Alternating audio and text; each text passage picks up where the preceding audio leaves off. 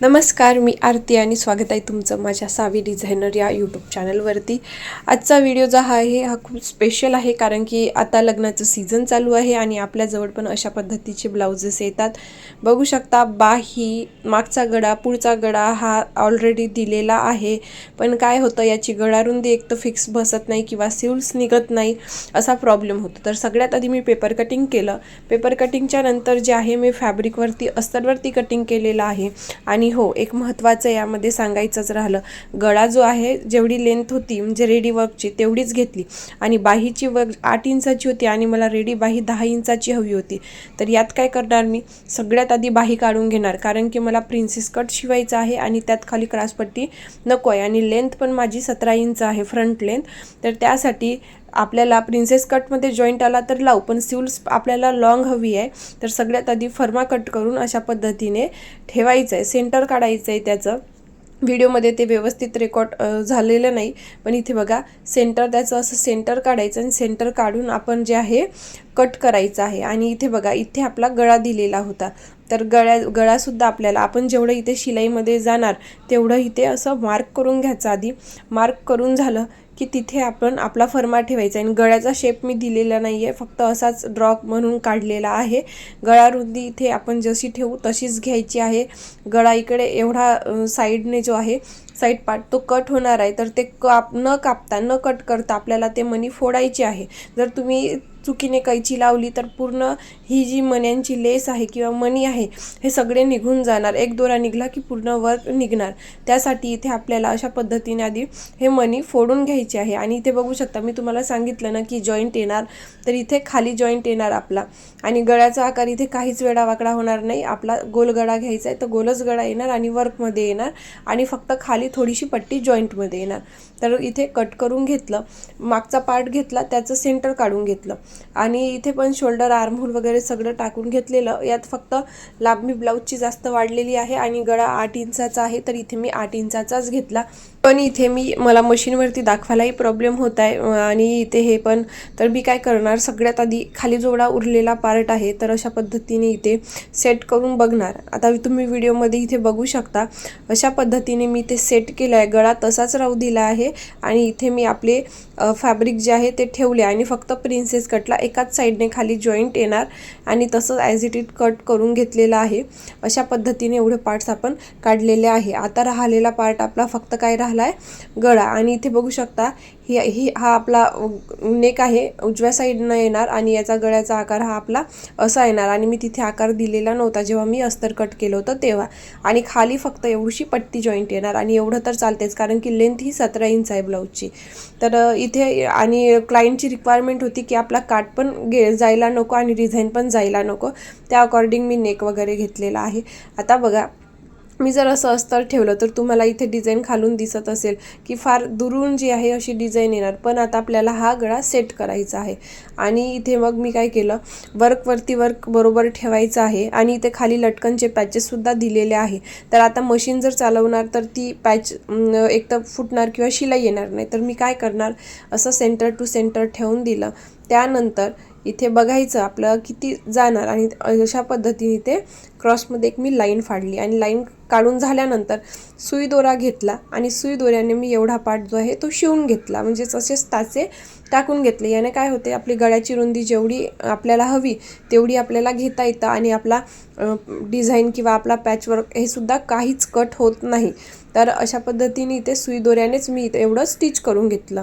आता सरळ करून बघितलं तर तुम्ही इथे बघू शकता, आपली गळारुंदी ही कमी झालेली आहे। आणि आता हा आपला अस्तर जे आहे हे ठेवून सुद्धा बघू आणि मी जिथे ड्रॉ केलेला आहे तो आपला शोल्डर आहे, ठीक आहे। आणि इथे बघा, इथे मी ठेवलं, याच्यानंतर अर्धा ते पाव इंच म्हणजे जेवढं तुम्ही शिलाईमध्ये जाऊ देता फक्त तेवढाच आपला प्लेन कापड यायला हवा, असं इथे सेट करायचं आहे।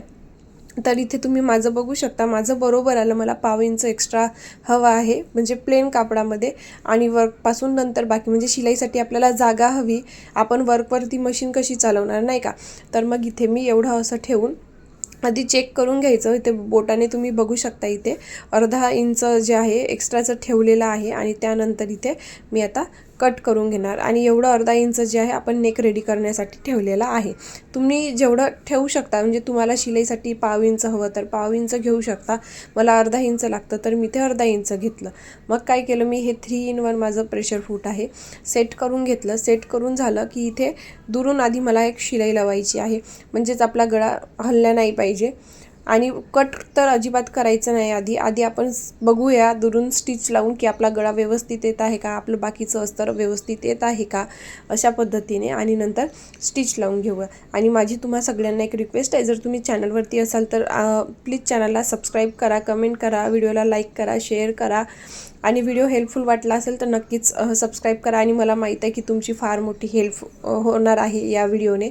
तर इथे बघू शकता आता आपलं हे जे आहे गळा व्यवस्थित फिक्स झालेला आहे आणि साईडला सुद्धा पार्ट आपला हा व्यवस्थित आलेला आहे. आणि तुम्ही जर बघत असाल की कमरेच्या साईडनं माझं अस्तर थोडंसं जास्त दिसत आहे, तर आपलं ब्लाऊज हे खाली वाकायला नको म्हणून आपण क्रॉसमध्ये जे कट करतो ते मी केलेलं नव्हतं.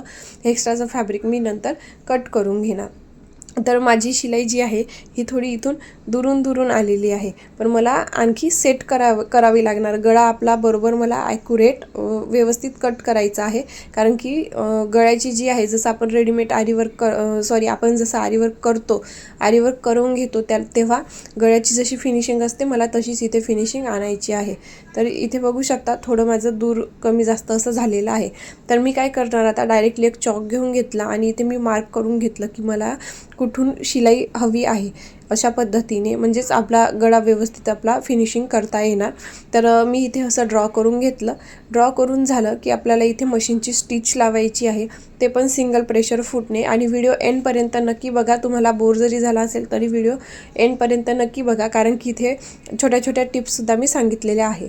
तर इथे बघू शकता इथे आपला मोर आला, तर थोडं आपण सुई तिथेच ठेवली मशीनची आणि पावडी थोडीशी वर उचलली. इथे सुद्धा तसंच केलं आणि व्हिडिओमध्ये बघत आहे त्याप्रमाणे मी इथे शिलाई लावून घेतलेली आहे. जर तुम्हाला यातला काही पार्ट समजला नसेल तर तुम्ही नक्की कमेंट करा, मी तुम्हाला ट्राय करेल की उत्तर देणार किंवा तुमचं जे कन्फ्युजन आहे त्याचं सोल्युशन काढून देणार.